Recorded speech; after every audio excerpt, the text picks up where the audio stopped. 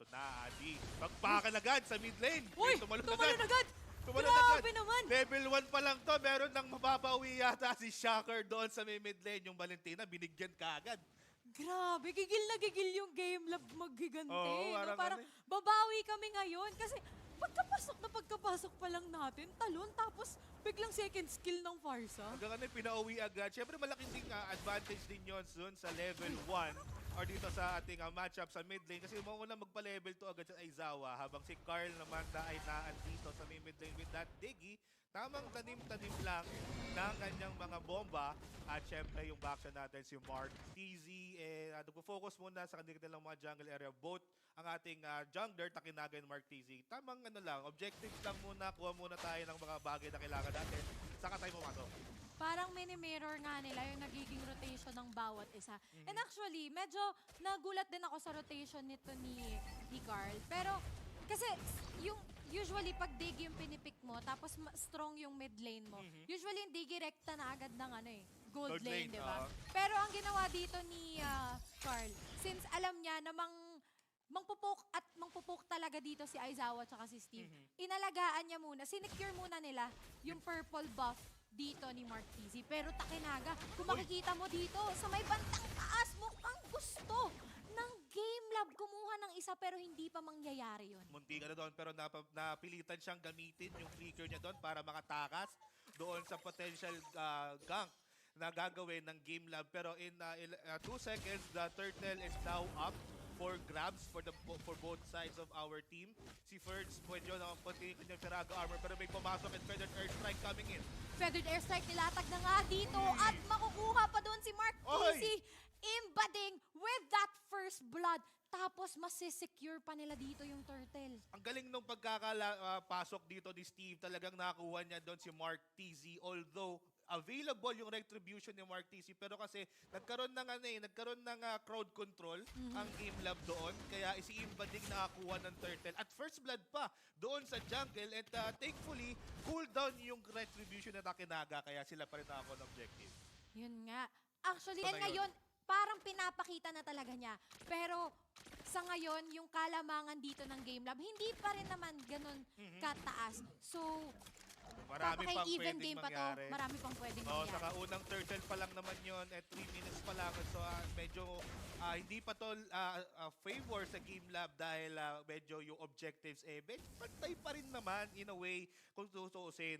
And dito sa ating sa XP lane, talagang mag-aantayin lang naman yan ang ating Tarilda at si Xborg. So medyo dead lane na yan. Ang kailangan nating mataan ay yung nasa taas dahil tatlo from Game Lab ang nag-aabang kay Daiki at Carl.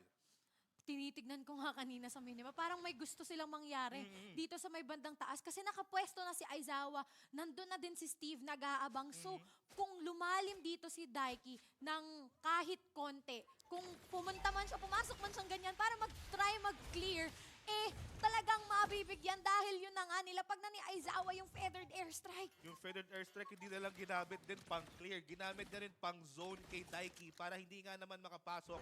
Pero kasi magiging crucial to. Although mabilis ang cooldown ng Feathered Airstrike, magkakaroon tayo ng turtle in 4 seconds. Pero si Mark TZ gusto mag-initiate ni Steve.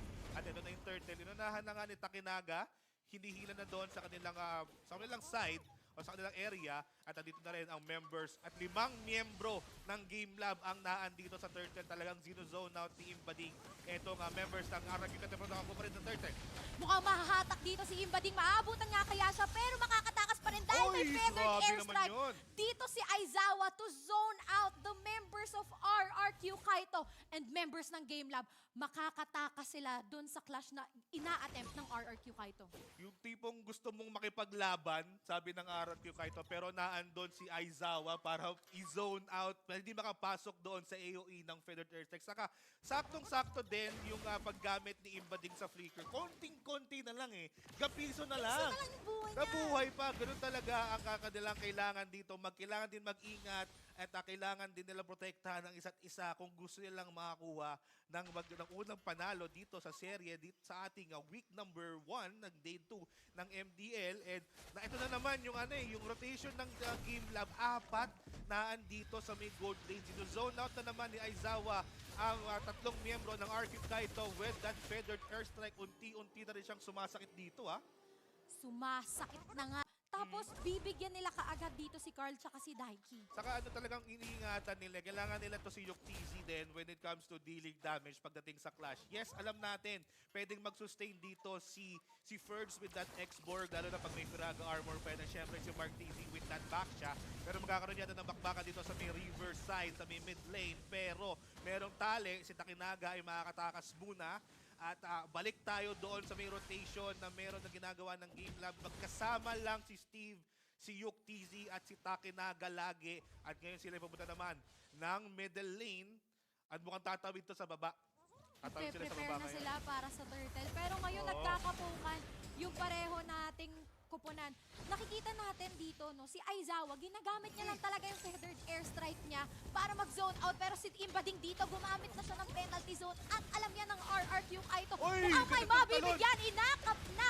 Feathered airstrike, nagkalapagan na. Pero ang magwawagi pa rin ata doon ay Game Lab dahil sila na ang nagmamay-ari ng turtle na to. Ang ganda ng ginagawa ni Imbading. Kahit isa lang makukuha niya na hero or si First lang makukuha niya sa penalty zone, minimake sure niya na wala na tong Firaga armor para hindi makapag-last insanity. Papasok doon sa gustong objective na meron itong Game Lab.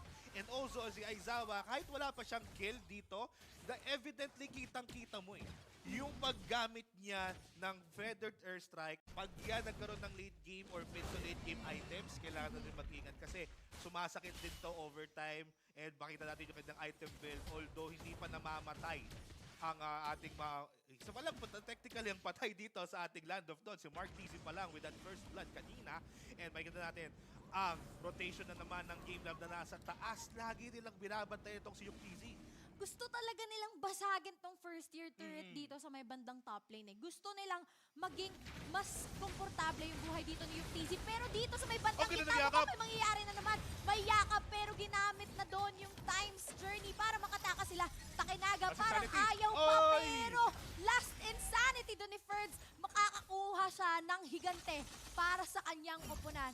And RRQ Kaito, meron na silang kill dito. Saktong-sakto yung yung yakap tapos biglang times journey dito ni Carl. Kaya na-negate yung crowd control dapat na meron. At syempre yung last insanity na meron si First. Secure the kill against Imbading or that Teresla. Ito yung sinasabi natin Pagka nag-initiate ang Game Lab using the journey, saka ka pumasok either si Steve or si Imbading with that penalty zone, tapos saka babagsakan ng feathered airstrike. Pero kasi kanina, parang nagsabay talaga no? Oo. Kasi ang ganda ng pasok ni Steve, ang ganda ng yakap niya onto Shocker. Akala natin makukuha na nila dun yung kill. Pero thankfully, nandun yung times journey ni Carl to save his teammates. Tapos meron pang Firaga armor dito si First. Ang sakit! So siya yung nakakuha ng kill. Pero ngayon si Aizawa, isang seconds kill lang. Kalahati na halos yung buhay. Ang sakit no ni Aizawa. Ramdam na ramdam ko dito. Kasi pag first and second, biglang 1/4 na lang ng Firaga armor. Pwede nang ma-burst ko. Pwede tumalon doon sa kanyang mga robot. Kasi Transformers skin to Pero ngayon, eto na ang Lord. Hinihila dito ni Takinaga doon sa kanilang side. Pero si Carl, tatanim na ng bomba. Kumukuha lang information against Game Lab. Sinasabi niya sa RRQ, oy, nandito yung mga tao ng Game Lab. And gusto nilang kunin itong Lord. Pero mukhang bait nga lang naman dahil meron silang gustong ibang plano dahil yung kanila o si Yuk TZ nasa baba pa. Pero ngayon, RRQ na ngayon na may hawak dito ng Lord. Unti-unting kumukuha ng information si Steve. Si Imbading din nasa may gilid. Takinaga lumapit na. Si Daiki gumagamit na ng bomba. Aizawa walang mana pero meron siyang pasok dito. Meron siyang ultimate of Feather. Pero dito na nga yung Feather Strike. Penalty zone pero merong kaldag galing dun sa Lord. Nalatag na ni Shocker dito yung Feather Strike pero may times journey para makuha doon si Yuk TZ pero Takinaga pa rin ang makakasecure ng Lord. Ang hindi pa sila tapos. Si Ferds dito talagang binibigyan si Steve at nahatak pa nga doon si Takinaga. Game Lab dito nagtatry tumakas sa ginagawang aggression ng RRQ Ang Kaito. ganda nung ginawa din ng RRQ Kaito after matali doon sa may kilid ng Lord. Binagsakan dito ni Daiki with that Bennett Rage at sumasakit na paunti-unti. Ito yung sinasabi natin. Yes, Game Lab ang nakakuha ng Lord. Sila nakakuha ng magandang objectives ngayon. Pero yung damage na meron ngayon is mararamdaman na ng Game Lab dito sa RRQ Kaito. At sila pa nakakuha ng kill doon sa may skirmish. Siyempre may penalty zone na naman nila pag at may bomba. Si Ferds dito, tamang sunog Tali! lang, nahatak na naman si Imbading. Mukhang mapapatay siya dito pero makakatakas pa rin naman. Steve dito, tumalon pero Ferds, makakapag-flicker out pa rin naman siya pero basag na ang middle lane turret dito ng RRQ Kaito. Feathered airstrike nilatag na at napabagsak pa dun si Shocker. Ito na nga, yung gustong mangyari ng Game Lab ay natupad na. Nakakuha nila yung taas at nakakuha nila ngayon itong gitnang unang turret or tower dito sa may gitna. At luluwag na ngayon ang gustong gawin na rotation na meron ang Game Lab. Pero hindi natin pwedeng kalimutan yung mga damage na meron na binibigay. Itong si First pero pinasok siya doon sa may loob ng Torre. Si Takinaga, tinatangkin na yung damage ng Torre para makuha ito. At mapapagsakan na nga successfully. Pero merong dong yakap. May yakap na nga na magaganap dito. Ay, Feathered airstrike tumba si Mark nilatag TC. na naman ni Aizawa at mapapatumba doon si Mark TC. Pero Game Lab, aatras na ata sila. Pero dito si Takinaga at si Ferds, may nangyayari pa ring bakbakan. Humahabol dito ang RRQ Kaito. Pero sabi ng Game Lab, tama na muna. Okay na yung nakuha naming objectives. Calmalicious lang muna, sabi dito ng Game Lab. Nakuha na natin yung pangalawang Torre sa may baba. Kuha muna tayo, agaw resources muna tayo. Yun ang shot call nila dito. At unti-unti natin nakikita yung parang nangyayari is magbibigay ng clash ang Game Lab, nag-audition pa isa-isa yung RRQ Kaito, which parang natatrap din nila. Paunti-unti, hindi naman evidently nakikita natin yung result. But unti-unting nakikita natin yung formula. Wow, yes, formula. Formula. Game Lab Laboratory. Tama. Formula na gusto nilang mangyari. Okay, audition kayo, isa-isa, then papasok Uy! tayo. Pero si Mark T. sila naman nilang binigyan. May Federer sa tinilapag. Nilapag na nga dito yung Feathered airstrike pero meron pa rin namang Time's Journey. Yun Walang lang. makukuha doon ng Game Lab pero Takinaga dito mukhang gustong bigyan si Ferds. Pero export yan. Meron Penalty pa zone. yung Oy, yung penalty kita! zone ni Imbading makukuha dito. Yung Kaya dalawa ka pa! yakap pa. At si Daiki yung mapapatumba doon. Game Lab dito naghahabol. RRQ. Successful naman sila sa pag-atras pero Game Lab mukhang makakabasag pa ng Torre dito sa may bandang gitna. Torre daw muna, sabi ng Game Lab. At ito yung sinasabi natin kanina pa. Kung mag-fail man yung yakap ni Steve, naandun pa si Imbading to step up. Yung penalty zone na penalty, yung dalawang members ng RRQ Kaito at sila ngayon ang may kahawakan dito at uncontested Lord for the side of Game Lab. With a 6K gold lead, talagang napakadali patumbahin ng Lord na to para sa side ng Game Lab. And actually dito, maganda yung pick up ng RRQ Kaito dun sa Diggy eh. Kasi may Time's Journey sila. Pero ang problema lang, hindi na alam dito ni Carl kung saan niya gagamitin yung Time's Journey. Kasi nga, tignan nyo naman, Arico! sobrang sakit na dito ng Game Lab. It's either gagamitin niya yun sa Feathered Airstrike, sa yakap, o hindi naman kaya dun sa may penalty zone. So, ang dami nilang iniisip dito. Kumbaga, meron na silang migraine, nalilito, Oh, nahihilo. Asan ba ako sa'yo? Asan ba ako sa'yo mag-ulti? Hindi na alam dito ni Mark TC kung sino din uunahin i-engage eh. Oo. It's either kukunin ko ba si Yok TZ na malambot or medyo glass cannon hero. Pero kasi lagi nakabantay si Steve eh. It's either si Steve na nakabantay or si Imbading with that sarista. Tapos bigla siyang bibigyan ng penalty zone. Pero nga dito ngayon, nagmamata na sa may gitna. Ang Lord mukhang uuntog na. May Federer sa naman ang ginamit para ma-zone out ang members ng RRQ Kaito. At may bomba pa rin. Pero naandun yung Bennett Rage at ni Bruce Passion. Pero ito buhay pa rin Buhay pa rin si Imbading kahit siya kumuha ng lahat ng damage na yun. Grabe, yung performance na pinapakita dito ni Imbading.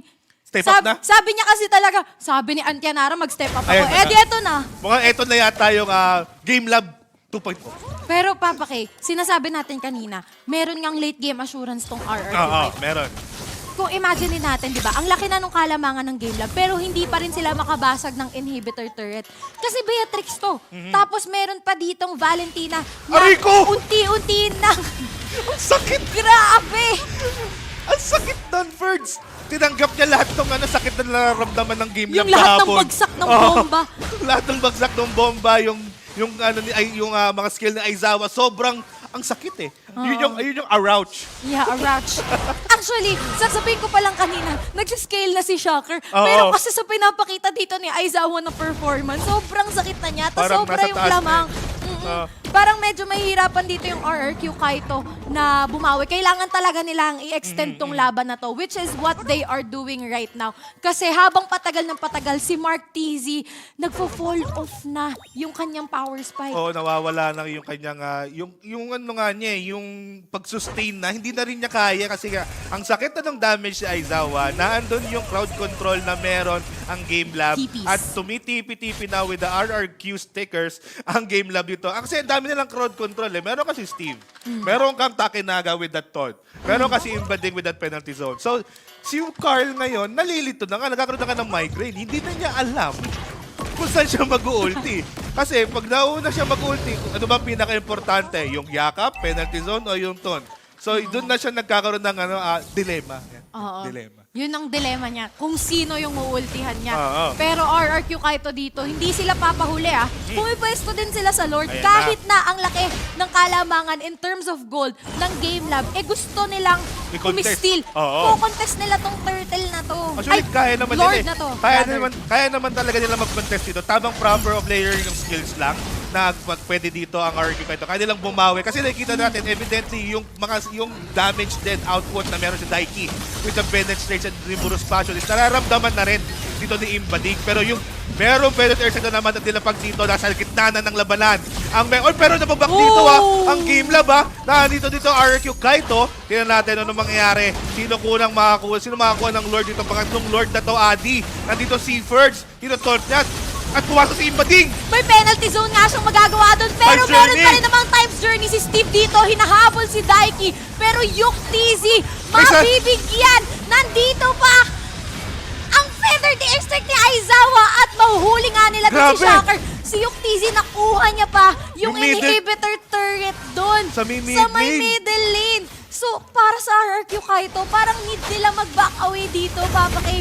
Kasi nga naman, Game Lab kompleto pa sila. Pero RRQ Kaito dito, bawas na.